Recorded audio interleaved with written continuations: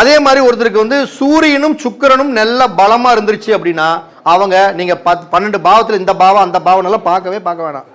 சூரியனும் சுக்கிரனும் உங்களுக்கு மிகப்பெரிய யோகியாகவோ வலுத்திருந்தா கிழக்கு பார்த்து வீடு கட்டுங்க.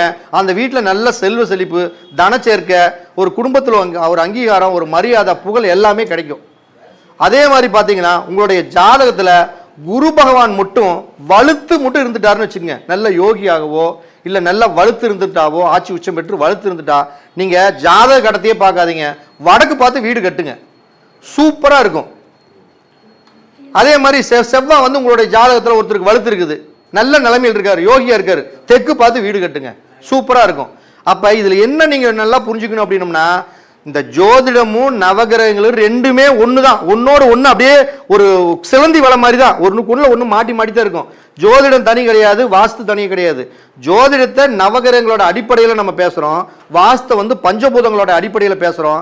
இந்த வாஸ்தையும் இந்த பஞ்சபூதங்களையும் நவகிரகங்களையும் ரெண்டையும் ஒன்று சேர்த்து ஜோடி பார்த்து பேசுனீங்கன்னா நீங்கள் இந்த ஜோதிட துறையிலையும் ஜெயிக்கலாம், வாஸ்து துறையிலையும் ஜெயிக்கலாம்.